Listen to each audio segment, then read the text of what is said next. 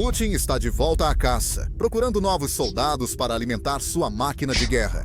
Em 29 de setembro, Vladimir Putin assinou novo decreto convocando 134 mil russos para o serviço militar obrigatório. De 1º de outubro a 31 de dezembro, homens de 18 a 30 anos, fora da reserva, serão convocados para o alistamento. Mas, na verdade, ninguém vai se voluntariar. Em vez disso, o que provavelmente veremos são as autoridades russas recorrendo a pegar jovens nas ruas da cidade, em blocos de apartamentos e até mesmo em seus locais de trabalho. Basicamente, sequestrando seus próprios cidadãos só para atingir as metas de recrutamento. E se eles conseguirem, então a campanha de recrutamento deste ano será a maior onda de conscrição forçada na Rússia em quase 10 anos. Oficialmente, a própria Constituição da Rússia garante que esses conscritos devem servir apenas por 1 ano e estritamente dentro das fronteiras do país, bem longe de qualquer combate ativo. Se a história se repetir, esses homens podem logo estar desviando de balas no moedor de carne, como muitos recrutas antes deles. Neste vídeo, mostramos como as forças armadas da Rússia chegaram ao fundo do poço. Por que os homens russos recusam salários enormes, grandes bônus de assinatura e até promessas de vodka ilimitada só para ficar bem longe do exército de Putin? E, mais importante, verá que não é só incompetência ou estupidez dos soldados que leva a Rússia à derrota. Mas sim, o próprio governo russo sabotou seu exército, colocando todas as probabilidades contra seu povo e tornando a derrota inevitável. Até o verão, a Rússia já tinha mais de 1 milhão de baixas desde o início da invasão, incluindo, ao menos, 250 mil soldados mortos. Mesmo assim, até agora, Putin continua tentando atrair centenas de milhares de jovens russos para que abandonem tudo em suas vidas. Para ir, lutar e morrer numa guerra cada vez mais impossível de vencer. Desde 2025, a situação na linha de frente piorou tanto que as tropas ucranianas quase não precisam atirar. Mesmo assim, milhares de soldados russos morrem semanalmente devido à incompetência e negligência de seus comandantes. O exército russo está tão mal que, nos últimos 2 anos, novos recrutas tiveram que comprar equipamentos básicos por conta própria. Estamos falando do essencial: botas, meias, roupas térmicas e até colete à prova de balas. Tudo aquilo que o Kremlin ou não consegue, ou simplesmente não quer fornecer. A situação ficou tão ruim que recrutas compram seus próprios equipamentos antes de serem convocados, pois sabem que não receberão nada do exército. Em 2022, o preço de um colete à prova de balas subiu para 20 vezes o valor anterior à guerra. Um colete de nível 5, que custava 7 mil rublos em janeiro, chegou a 135 mil rublos no fim do ano. E hoje, provavelmente, está ainda pior. Porque os chamados coletes à prova de balas fornecidos pelo governo russo muitas vezes não passavam de enchimentos baratos de papelão colocados dentro de capas de tecido, ao invés de Kevlar, forçando jovens a gastar muito para não serem massacrados. Tragicamente, isso é só o começo. Nos últimos anos, soldados russos morreram congelados nas trincheiras porque os equipamentos de inverno do governo não eram bem isolados, frequentemente se desintegrando em poucos dias, deixando as tropas expostas ao frio letal e à gangrena causada pelo gelo. Imagine ser um homem comum, mal treinado, enviado ao combate com equipamentos tão ruins que a hipotermia e a gangrena pelo frio são mais perigosas que o fogo inimigo. Não espere ajuda se for ferido. Os kits de primeiros socorros dados aos soldados russos estão vencidos ou vazios. Se um soldado russo for baleado, esqueça torniquetes ou bandagens estéreis. Muitas vezes só tem absorventes internos. Sim, isso mesmo. Absorventes internos são usados para estancar ferimentos de bala. Mas a situação piora, pois a comida também é um pesadelo. Relatos e vídeos das linhas de frente mostram soldados russos passando fome em suas trincheiras. Comboios de suprimentos frequentemente falham em entregar as rações, seja por corrupção, onde os suprimentos são desviados por oficiais corruptos, ou por falhas logísticas, deixando os soldados passando fome por dias seguidos. Mesmo quando as rações chegam, geralmente são comida enlatada vencida ou pão mofado. Em desespero, os soldados recorreram a vasculhar o que conseguem encontrar em vilarejos próximos ou casas abandonadas. Alguns chegaram a ser registrados comendo animais de rua, cachorros, gatos, até roedores, para evitar a fome. Além disso, um vazamento da inteligência militar da Ucrânia revelou um caso chocante em que a fome levou soldados ao canibalismo. Um soldado russo, identificado pelo codinome Berlok, teria matado e consumido seu companheiro de tropa, conhecido como Foma, ao longo de 2 semanas horríveis. Não conseguimos confirmar a autenticidade do áudio e, sinceramente, torcemos para que seja falso. Infelizmente, Berlok não é o único canibal nas linhas de frente russas. Além de criminosos violentos e assassinos, a Rússia também enviou canibais condenados para a guerra. Veja Dmitry Milichev, um canibal condenado a 25 anos por assassinato e outros crimes horrendos. Ele foi recrutado para os notórios batalhões penais Storm 5 da Rússia, junto com Alexander Maslenikov, assassino em série famoso pelo brutal duplo homicídio e esquartejamento de 2 mulheres. E então, há o incidente em que cerca de 80 soldados russos, liderados por oficiais das forças especiais da inteligência militar russa, acabaram completamente encurralados, sem nenhum suprimento. A fome era tanta na instalação que soldados passaram a caçar e comer cães de rua. O pior veio depois. Tropas ucranianas encontraram corpos russos sem carne e órgãos após o cerco. No mesmo grupo de 80 soldados, 2 foram executados pelos comandantes por beberem mais água que o permitido de uma garrafa racionada. Essas histórias aparecem primeiro no Telegram, onde soldados russos e ucranianos compartilham experiências em primeira mão, semelhante ao Twitter. Todo dia aparece uma história da Rússia mais chocante e surreal. Essa brutalidade explica exatamente por que os jovens russos estão desesperadamente evitando o alistamento a todo custo. Não importa o quanto se sintam patriotas, entrar na guerra de Putin pode ser uma sentença de morte se o conflito durar mais 1 ou 2 anos. A maioria das baixas russas será causada mais pela própria incompetência da Rússia e pelo desprezo pela vida humana do que por balas ucranianas. Líderes russos são conhecidos por tortura e crueldade até com seus próprios homens. Pegue o caso do soldado russo Andrei Sychov. Em 2006, ele teve as pernas e órgãos genitais amputados após grave congelamento. Sychov e ao menos 7 recrutas foram obrigados a agachar por horas na neve congelante e sofrer espancamentos brutais na véspera de Ano Novo. Como resultado, Sychov desenvolveu uma infecção gangrenosa. Seus comandantes adiaram sua hospitalização até 4 de janeiro, quando ele já estava crítico e incapaz de ficar em pé. Ou como, em 25 de outubro de 2019, o recruta Kramil Shamshutinov perdeu o controle após semanas de espancamentos e ameaças de agressão sexual, segundo ele próprio descreveu. Ele atirou nos colegas soldados e matou 8. Mas antes de fazer isso, Shamshutinov deixou esta mensagem, explicando exatamente o que o levou até aquele ponto. Em 2018, o soldado Otrion Pakotin foi punido por fumar no alojamento e teve a palavra petuk, gíria prisional russa para galo ou bicha, entalhada na testa.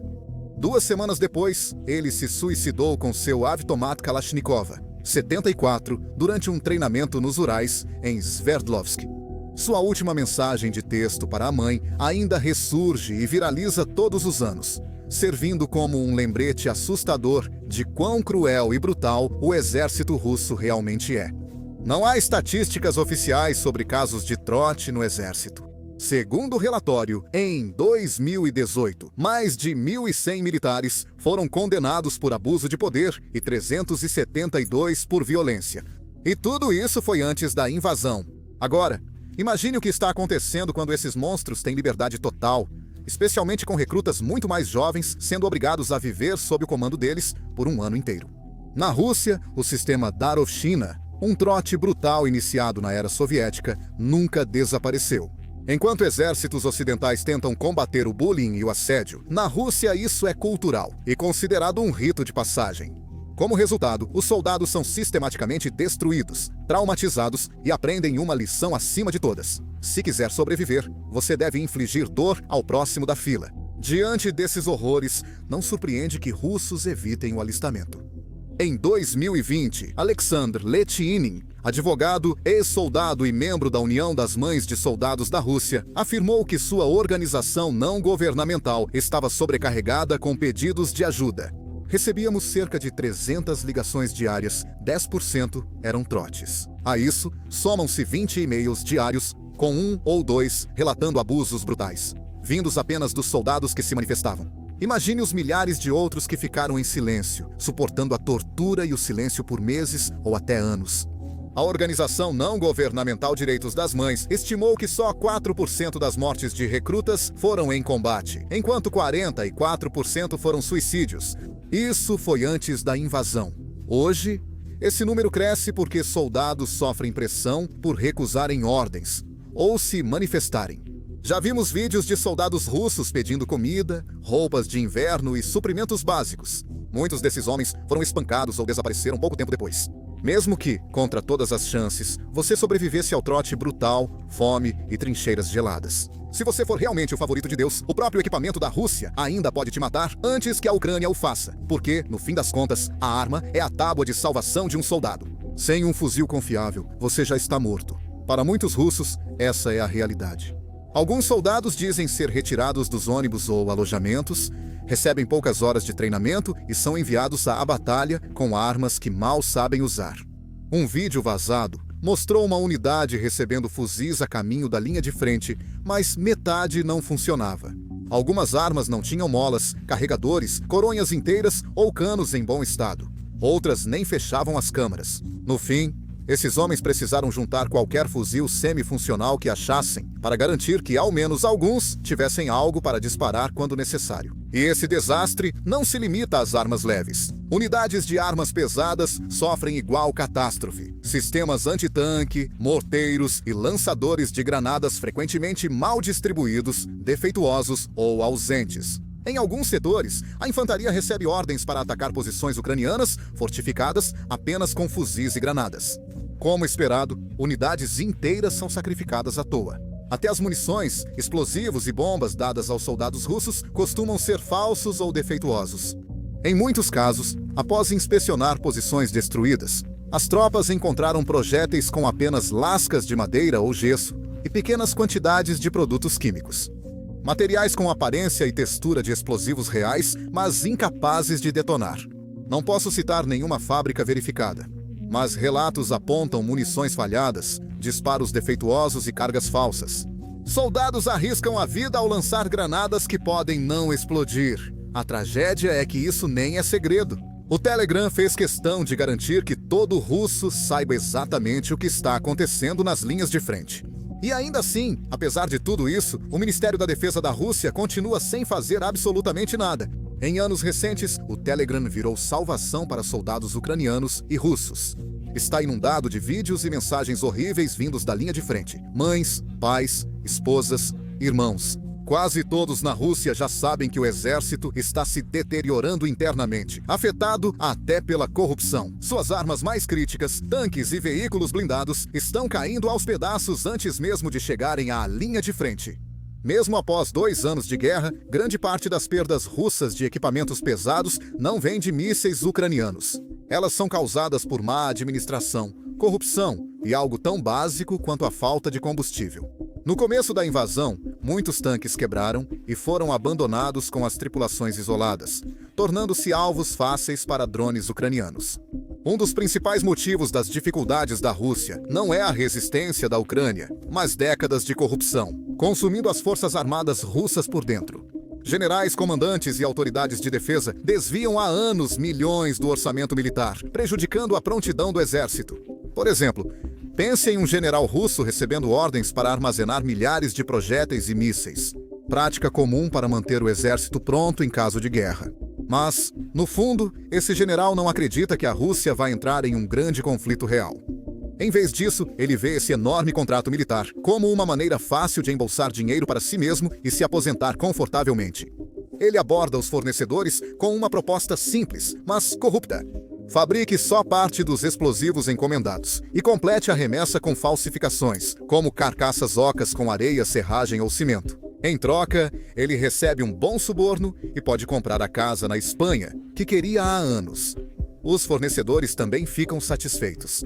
Reduzir custos gera altos lucros. Eles entregam caixas de munição falsa que parecem convincentes o suficiente para passar por uma inspeção preguiçosa, e as caixas ficam armazenadas em depósitos por anos. E por anos, ninguém percebeu nada, porque ninguém espera que um dia vá precisar disso em combate de verdade. Quando a guerra começa, os comandantes pedem munições, tanques e lançadores de foguetes dos depósitos, supondo que estão abastecidos. Mas, ao abrir as caixas na linha de frente, os soldados encontram sucata e projéteis que não explodem. Foguetes falham, granadas de concreto. Soldados vão à batalha mal equipados, dividem fuzis e atacam fortalezas só com granadas e esperança. Essa mesma podridão também infectou a manutenção. Bilhões de rublos para manutenção de tanques e blindados foram desviados com documentação falsa. Comandantes aprovaram reparos concluídos que nunca aconteceram, peças de reposição que nunca foram entregues e serviços que nunca foram realizados. E é por isso que a outrora poderosa força de 10 mil tanques da Rússia se mostrou praticamente inútil na realidade. Mesmo os que funcionam sofrem com combustível roubado ou peças do mercado negro. A humilhação é tão profunda que os ucranianos capturaram repetidamente tanques russos abandonados em condições quase operacionais. Consertaram os tanques e os enviaram novamente à batalha, agora contra o exército que os perdeu. Além de perder equipamentos, a Rússia também perde homens. Moscou, tão carente de mão de obra, contratou milhares de norte-coreanos para preencher suas fileiras. O que te faz pensar que eles não vão jogar os recrutas no mesmo moedor de carne? Legalmente, esses homens deveriam servir apenas dentro das fronteiras da Rússia, longe do combate. Mas desde o primeiro dia desta guerra, os recrutas têm sido enviados ilegalmente para a linha de frente. Soldados russos capturados, vídeos e ligações interceptadas comprovam isso. Recrutas morrem na linha de frente em Kursk, Kharkiv e outros territórios ocupados. O regime impede que recusar o recrutamento seja uma opção. Ignorar uma convocação digital traz consequências graves ao homem. Ele não pode sair da Rússia, perde a carteira de motorista, fica impedido de negociar propriedades, obter empréstimos e registrar empresa. Governos regionais podem adotar medidas mais rígidas, como cortar benefícios sociais de famílias caso um filho não compareça. Apesar das ameaças, muitos fogem para sobreviver. E, em resposta, os militares russos foram ainda mais longe, chegando ao sequestro propriamente dito. Recrutadores e policiais agora aguardam em metrôs, supermercados e fora de prédios, abordando homens nas ruas para cumprir cotas. É a esse ponto que a Rússia chegou, travando uma guerra não só contra a Ucrânia, mas também contra seu próprio povo. Mas, a menos e até que enfrente a corrupção e a decadência que apodrecem suas forças armadas por dentro, a Rússia nunca vencerá.